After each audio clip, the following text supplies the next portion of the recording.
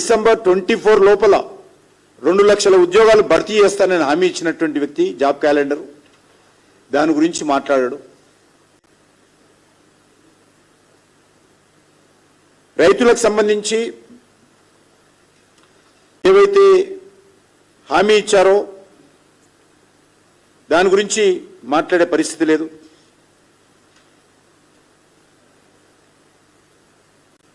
ఇందిరమ్మ రైతు భరోసా ఎకరానికి 15,000 రైతులకు, కౌలు రైతులకు 15,000, రైతు కూలీలకు 12,000, 10 పంటల పైన 500 బోనసు, అదనపు బోనసు.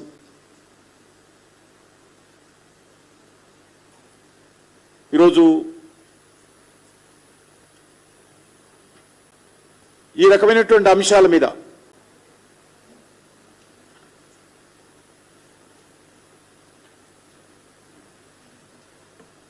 ఇల్లు లేని వాళ్ళందరూ కూడా 5 లక్షల రూపాయలు ఇంటి స్థలము, విద్యార్థులకు 5 లక్షల విద్యా భరోసా కార్డు, పెన్షన్లు 4,000 రూపాయలు.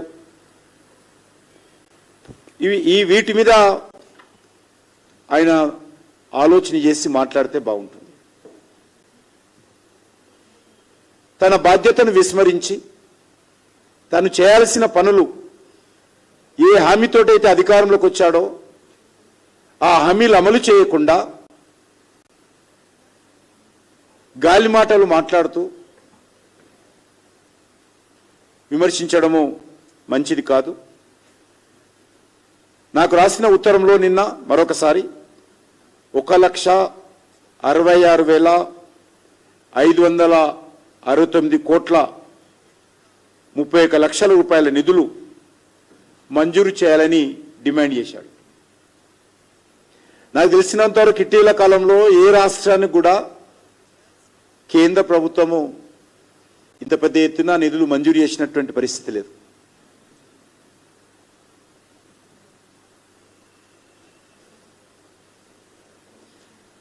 ఇన్ని లక్షల కోట్ల రూపాయలు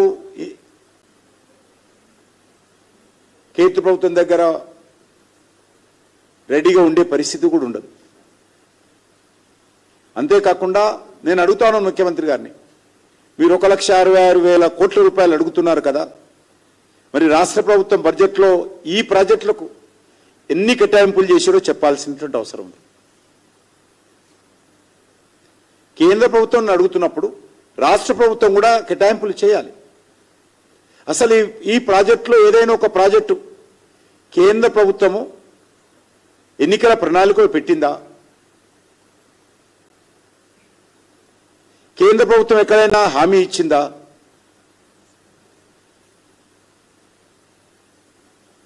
ఈరోజు ముఖ్యమంత్రి గారి స్టేట్మెంట్ చూసి ఆయన నమీదు ఇచ్చిన స్టేట్మెంట్ చూసి సీనియర్ ఆఫీసర్సే నవ్వుకునేటువంటి పరిస్థితి ఏర్పడింది.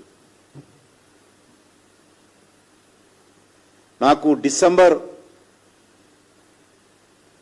12వ తేదీన ఢిల్లీలో రేవంత్ రెడ్డి గారు వచ్చారు.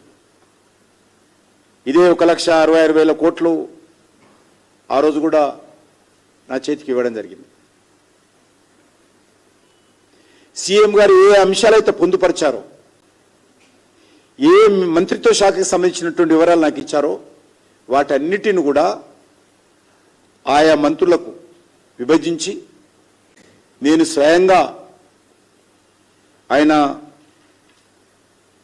23వ తారీఖు జనవరి 23వ తారీఖు నాడు నితిన్ గడ్కర్ గారికి, అశ్విని వైష్ణవ్ గారికి, మనోహర్ ఖట్టర్ గారికి, జలశక్తి మంత్రి సిఆర్ పాటిల్ గారికి నేను 23 జనవరి స్వయంగా నేను ఉత్తరాలు రాశాను.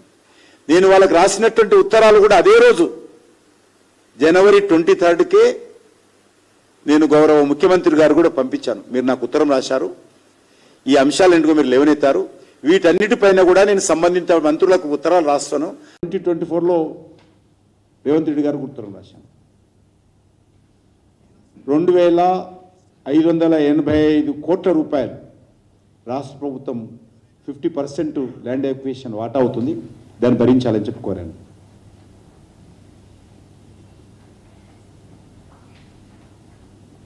ఇప్పటి వరకు రాష్ట్ర ప్రభుత్వము రింగ్ రోడ్కి సంబంధించి 100 కోట్ల రివాల్వింగ్ ఫండ్ పెట్టింది. 100 crores.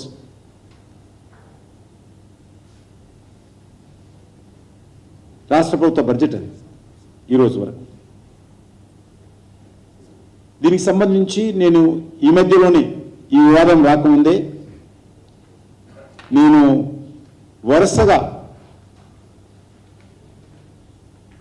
లాస్ట్ మంత్ జనవరిలో ఫిబ్రవరిలో నితిన్ గడ్కరీ గారితో అనేక సార్లు రోడ్డు రవాణా శాఖ మంత్రితో మాట్లాడాను. త్వరలో అది మంజూరు కాబోతుంది. రేవంత్ రెడ్డి కోసం మంజూరు కాదు, రేవంత్ రెడ్డి గారి అధికారాన్ని మంజూరు కాదు. ఆయన అడిగినా అడగకపోయినా ఫస్ట్ ఫేజ్ ఏదైతే ఉన్నదో రీజనల్ రింగ్ రోడ్డు దానికి త్వరలోనే క్యాబినెట్కి వెళ్ళబోతుంది. ఆ రకంగా మనం పనిచేస్తున్నాం. దానికి ముఖ్యమంత్రి గారి సర్టిఫికెట్ ఇంకా అవసరం లేదు. తెలంగాణ ప్రజల సర్టిఫికెట్ కావాలి మాకు.